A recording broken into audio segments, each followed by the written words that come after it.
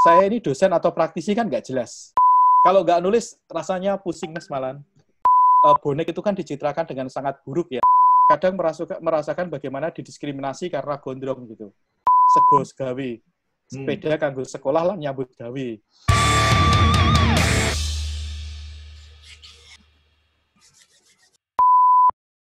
Woi, saudara-saudara, kawan seperjuangan. Integritas, dedikasi untuk bidang yang digeluti, jangan ditanya lagi. Sosok lugas, konsisten, eksentrik, jam terbang tinggi. Gak tahu mau ngomong apa lagi. Idealisme utuh dipegang teguh. Dia yang mengayuh di garisnya sendiri. KHGK Channel, Kemerat, the one and only, Fajar Junaidi. Selamat malam Mas Fajar. Selamat malam Mas Dian dan teman-teman di KHGK Channel. Oke. Senang bisa ketemu. Kita santai Mas ya. Iya Mas, siap. Saya sebenarnya kaget kemarin pas saya kontak dengan, terus tiba-tiba jawabannya kok cepet. Mas, saya bisa ngajak ngobrol. Bisa Mas, kapan? Besok. Kaget saya Mas. Kok ini kehormatan buat saya di. Kalau Enggak ngelihat kebalik Mas, kehormatan buat saya diajak ngobrol Mas Dian dan teman-teman KHGK. Ya Allah, kesibukannya sampai ini gila-gilaan. Saya kan mantau sosmed sampean beberapa waktu ini ya. Kayaknya nggak tahu seminar, nggak tahu pembicara, nggak tahu moderator tuh nggak ada habis-habisnya. Kalau saya sih saat ini sih kesibukan pasti ngajar ya. Ngajar meskipun ngajarnya secara daring ya. Saya saat ini jadi sejak 2003 kan saya ngajar di Ilmu Komunikasi Universitas Muhammadiyah Yogyakarta, UMY. Selain itu semester ini saya jadi dosen tamu di beberapa kampus di Universitas Muhammadiyah Surakarta, UPN Veteran Jogja, Universitas Islam Indonesia Yogyakarta, kemudian Universitas Ahmad Dahlan itu. Kesibukan saya. Selain itu, kesibukan yang lain, ngelola jurnal juga. Kebetulan saya chief editor di Jurnal Audien. Jurnal Audien ini jurnal maybe loh ya. Jurnal pertama untuk mahasiswa, yang itu dikelola dengan online jurnal system. Bahwa sebelumnya ada jurnal mahasiswa, iya, tapi selama ini belum dikelola dengan sistem online jurnal system atau OJS. Nah, jurnal yang kami kelola namanya Jurnal Audien ini, memang kami dedikasikan untuk mahasiswa, Mas Dian.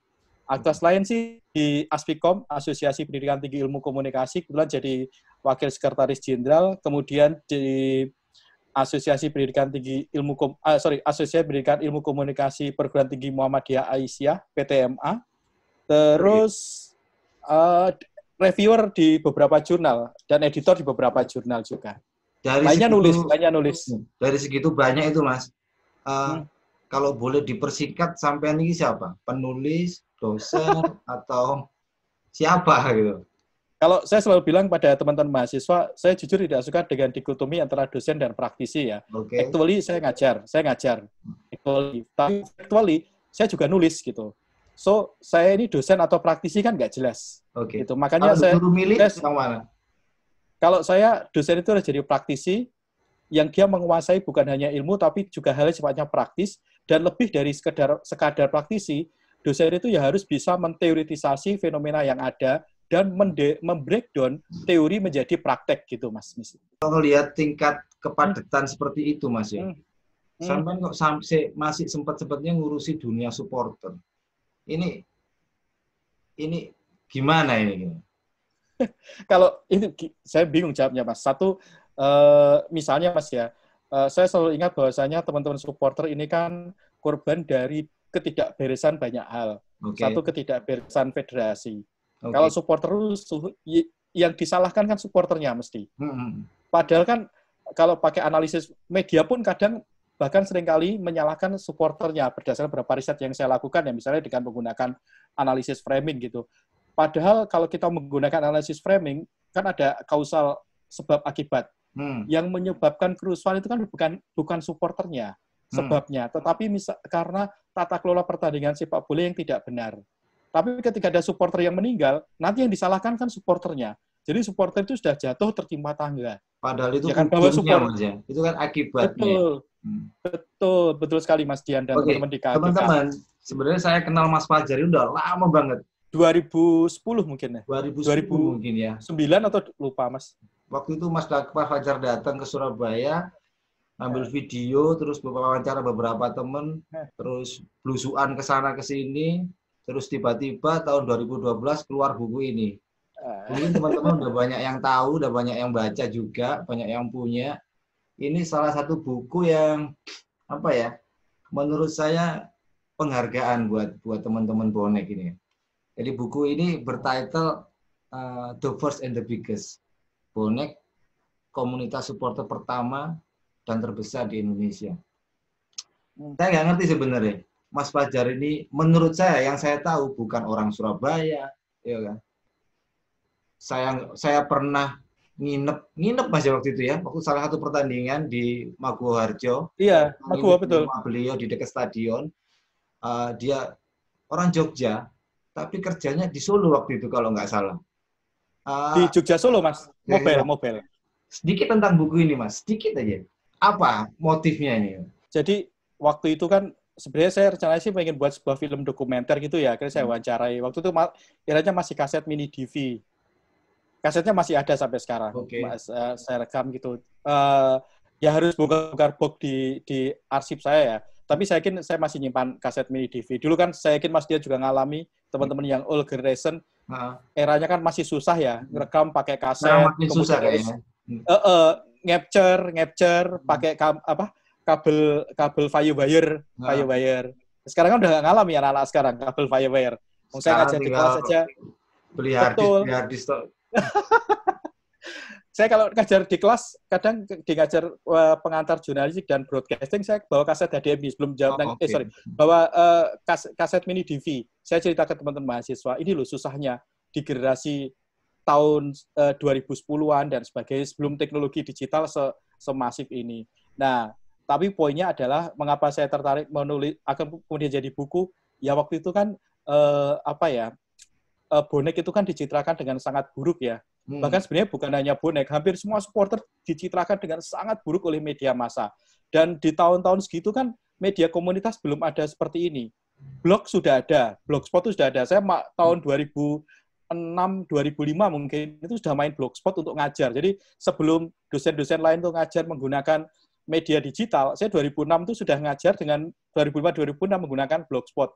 Jadi materi saya share di situ dan mahasiswa mengaksesnya di warnet, karena waktu itu WiFi belum ada. Saya meliterasi teman-teman mahasiswa, mengumpulkan tugasnya melalui blog, Mas, waktu itu. Dan jadi mahasiswa kaget. Ter-record gitu, Mas, ya? Jadi ter-record, betul. Jadi next, misalkan udah selesai kuliah, mungkin masih ada catatannya, ada dokumennya. Jadi itu yang kemudian saya lakukan, Mas. Saya percaya bahwasanya kemajuan suatu umat, kemajuan suatu bangsa, kemajuan suatu komunitas, itu diawali dengan pendidikan. Pendidikan itu salah satunya literasi gitu. Misalnya saya di kelas yang saya ampu, saya selalu mendorong mahasiswa saya untuk berkarya. Misalnya membuat buku. Mungkin sudah 60-70 buku yang dihasilkan oleh mahasiswa dari kelas saya gitu. Saya fasilitasi mereka. Saya bilang ke mahasiswa, saya tidak mau mendapatkan buku teman-teman secara gratis. Saya harus membayar. Saya harus membeli buku teman-teman. Bagian dari apresiasi saya buat panjenengan karena ini bagian dari karya kreatif gitu. Saya bilang seperti itu. Nah, itu idenya sederhana. Ide itu yang kemudian saya adopsi di tahun 2019 kerjasama dengan teman-teman di Fandom Indonesia dengan Mas Hasbi dan kawan-kawannya, Mas Sirajudin Hasbi. Kebetulan kampus saya di UMY ada program pengabdian masyarakat, karena kampus itu kan punya Tridharma perguruan tinggi. Nah, saya lihat pengabdian masyarakat tuh, mohon maaf ya, ngono-ngono baik gitu loh, Mas. Saya ingin buat pengabdian yang out of the box. Akhirnya saya ngobrol-ngobrol dengan Mas Hasbi, kan kami butuh mitra kan, mitranya teman-teman fandom, kemudian kami ngundang supporter se-Indonesia, kami fasilitasi, kecuali uang transport, kami fasilitasi, datang ke UMY, kemudian kita adakan workshop, kita ngundang Mas Sauki Suratno, dulu dia kan pernah menjadi Direktur Badan Liga Amatir, sekarang Ketua Asprof PSSI DIY. Nah, untuk ngisi workshop ke teman-teman, terutama memang kita tujukan ke klub yang Liga 2 dan Liga 3, meskipun kita tetap yang Liga 1 juga, karena banyak fenomena dari klub-klub Liga 2, Liga 3 ini yang tidak terekam gitu. Nah, kita ingin mendorong itu. Kemudian kota-kota kecil. Nah, kemudian jadilah buku Merawat Sepak Bola Indonesia. Itu totally kita support dari kampus. Mas Fajar udah berapa banyak buku yang ditulis, Mas? Kalau sendiri berapa, Mas ya? 10 mungkin, 10. Wow. Kalau nulis bareng-bareng mungkin 40 ada. Kalau yang berhubungan dengan gitu. sepak bola? Sepak bola merayakan bonek itu, kemudian merayakan sepak bola 1-2, Kemudian yang terakhir dengan Mas Wim itu kita yang semua hasilnya didonasikan. Jadi kami tidak ngambil royalti sama sekali. Kemudian yang bagian penulis, saya menjadi bagian penulis itu merawat sepak bola Indonesia, kemudian sepak bola 2.0. Nah, nanti saya bisa cerita proyek sepak bola 2.0 ini. Kemudian memberikan kata pengantar di bukunya Mas Dimas dan Andy Fuller yang Struggle Post Soccer in Indonesia. Jadi berapa 7 ya. Terus kata epilog untuk bukunya Mbak Devi Laili, Pasopati Kampus yang judulnya Pasopati Klub dan Kota. Terus bukunya Mas Ade judulnya Melampaui Peluit Panjang. Seingat saya itu, Mas. Ngeri. 9. Kalau nggak nulis rasanya pusing, Mas, malan. Saya lebih sering disuruh nulis daripada ngomong. Sejak kapan nulis, Mas? Dari kecil saya nulis sejak atau kuliah, Mas. Sejak kuliah. Bentar, Mas Fajar ini aslinya mana sih? Madiun. Terus saya kuliah di Semarang. Jadi dosen di S1 di Semarang. Jogja. Jadi ceritanya saya lulus kuliah tuh kan tahun 98 zaman reformasi. Lulus SMA. Nah, waktu itu kalau anak Madiun kan rata-rata kuliahnya kalau nggak ke Malang, Surabaya, Jogja. Nah, saya ingin beda lah. Saya ingin rasain atmosfer yang beda. Saya daftar PMDK, terima di Semarang. Ya udah akhirnya kuliah di Semarang. Tapi waktu itu hanya ngikutin bola, belum tertarik nulis tentang bola. Bahkan saya nggak tertarik nulis juga. Saya kuliah komunikasi itu nggak ngerti awalnya komunikasi itu apa. Saya hanya dikasih tahu senior saya di SMA, kuliah komunikasi itu statistiknya dikit gitu. Ternyata kelas saya bohong karena ternyata statistiknya banyak gitu. Nah, tapi saya menikmati juga itu, Mas, ceritanya. Terus S2 di Solo UNS masuk tahun 2003 bareng sama pertama jadi dosen itu.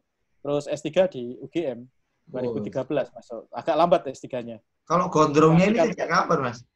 Sejak SD, Mas. Sejak SD saya gondrong. SD. Iya, sering dipotong sama guru-guru saya. Mas Fajari saya ngelihatnya konsisten ini. Mulai dari saya kenal sampai sekarang. Apa yang motivasinya sampai kok merasa nyaman itu atau? Nah, satu merasa nyaman aja, Mas. Merasa nyaman. Yang kedua, sometimes dengan gondrong ini saya merasa bisa lebih dekat dengan mahasiswa. Alasan lainnya itu juga, tapi alasan yang lain juga kadang merasakan bagaimana didiskriminasi karena gondrong gitu. Oke. Iya, ada beberapa pengalaman karena gondrong kemudian diperlakukan secara diskriminasi gitu. Itu sih. Tapi di luar kampus tapi maksudnya. Saya sempat lihat postingan Mas Fajar di Instagram, di IG. Sekolah ke kampus pakai sepeda, terus tasnya kuning, terus susah saya membayanginya, Mas. Saya ada dosen jalan pakai sepeda, gondrong, tasnya kuning, taruh depan ada keranjangnya. Ini unik sekali. 13 kilo loh, Mas. 13 kilo loh, Mas, dari rumah. 13 kilo? 13 kilo. Menurut Google Map. Ngeri. Kalau saya sih sederhana, Mas. Orang kalau mau bicara idealisme ya jangan hanya retorika, tapi harus bicara realitas. Ini cerita aja, saya kebetulan orang yang sangat setuju dengan isu konservasi ya. Mana-mana itu pakai goodie bag untuk mengurangi penggunaan kresek ya, meskipun mau nggak mau kadang menggunakan kresek ya, tapi saya berusaha untuk mengurangi itu gitu. Nah, bahkan kebetulan saya pernah di pengabdian masyarakat tahun kemarin itu bukan membantu ya, malah saya banyak belajar ada di Jogja itu namanya Gerakan Sodakoh Sampah. Jadi kan ada konsep nih, ini ngomongin dulu hal yang menarik ya, pengelolaan sampah itu bank sampah dan sedekah sampah. Kalau bank sampah kan kembali kepada yang memberi sampah, Mas.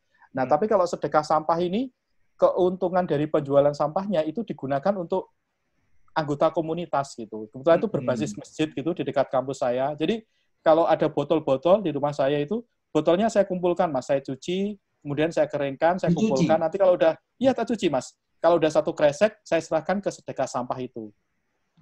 Namanya Masjid Al-Muharram di Brajan, Taman Tirto, Kasihan, Bantul tempatnya. Gitu. Terus tak cuci artinya harus bersih itu ya, biar nanti kan tidak menimbulkan bau. Nah, nanti oleh komunitas Gerakan Sodako Sampah itu mereka kumpulkan, kemudian mereka jual, dan keuntungannya itu untuk beasiswa kepada fakir, membantu warga yang sakit dan sebagainya. Gitu. Hal sederhana, Mas. Maksud saya itu dari Mas Fajar sendiri atau kalau sedekah sampah udah ada sih, Mas. Udah ada ya? Mereka udah ada komunitasnya. Kalau saya sih, saya justru malah banyak belajar ya bagaimana sampah itu dikelola dan sebagainya. Gitu. Saya jujur orang yang tidak nyaman kalau melihat lingkungan itu rusak gitu. Itu aja sih, Mas. Dan satu yang saya lakukan ya mestinya kita seperti itu. Mestinya seperti itu. Betul. Mestinya. Ya saya bayangkan kalau nonton bola pakai sepeda ontel itu kan luar biasa, Mas. Mantap. Itu sejak pandemi ini atau sebelumnya Mas Fajar udah sebelumnya sebenarnya lama ya. 2010 saya pernah sudah mulai sepedaan pakai seli. Cuman lama berhenti terus ketika pandemi ini saya pikir ya ini kesempatan lagi deh untuk bersepeda lagi gitu. Siap. Gitu, Mas. Nah, kalau dulu sih jarang-jarang saya posting. Betul. Nah, mengapa sekarang lebih intens saya posting ya saya mau telling story aja, telling story kepada publik. Kita harus aware dong pada isu lingkungan. Jadi alih-alih menggunakan sepeda untuk senang-senang saja, meskipun itu juga benar gitu ya untuk olahraga, tapi yuk kita gunakan sepeda itu untuk kerja. Saya ingat ketika Wali Kota Jogja itu Pak Heri Sudianto kan ada gerakan Sego Gawe. Sepeda kanggo sekolah lah nyambut gawe. Itu kan call to action-nya, copy iklannya kan keren banget. Sego Gawe, sepeda kanggo sekolah dan nyambut gawe. Iya kan, Mas? Makanya mengapa harus sekolah ada zonasi dan sebagainya? Ya itu kan sebenarnya implikasi dari tata kelola transportasi kita yang sangat jelek, Mas. Iya kan? Transportasi publik yang sangat jelek dan sebagainya.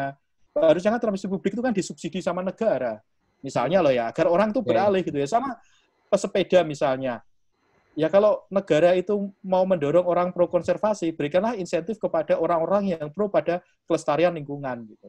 Kalau meskipun event saya nggak dikasih insentif saya oleh negara pun saya akan melakukan tindakan-tindakan nyata untuk pro konservasi lingkungan. Ya termasuk simpel, saya berusaha untuk tidak menggunakan botol sekali pakai, selalu bawa botol dari rumah. Sedotan. Iya, sedotan juga menghindari. Tas kresek. Kresek, betul. Betul, Mas. Waktu awal-awal campaign tentang Go Green itu ya, saya di Kute kalau nggak salah. Pokoknya saya waktu di Bali, kok nggak ada sedotannya gitu.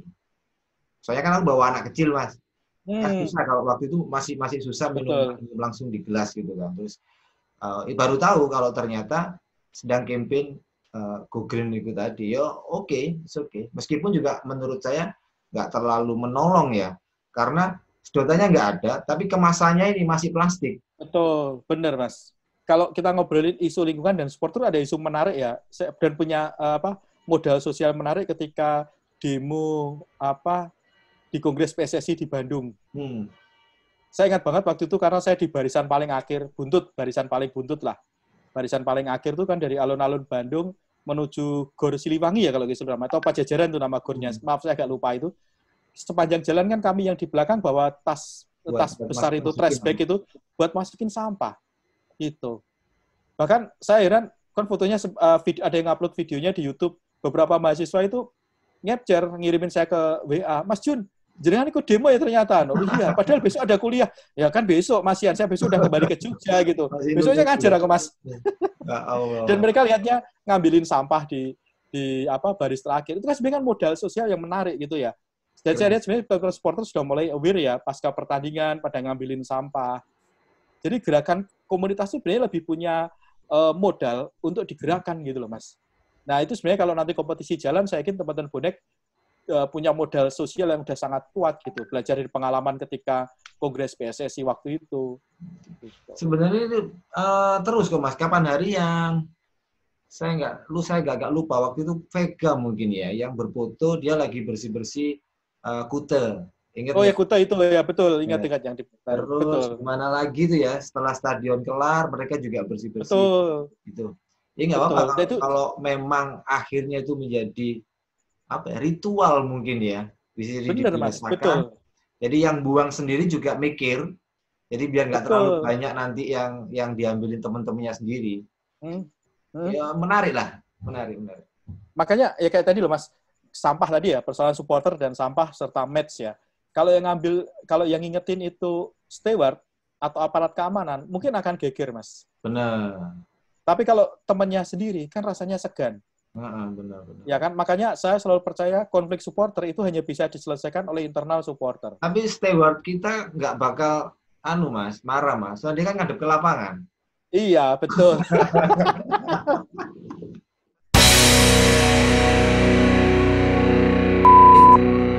Ada yang ketinggalan. Buat kenang-kenangan Mas Fajar. Semoga bisa dipakai buat naik sepeda. Oke? Saya minta aja nanti. Thank you.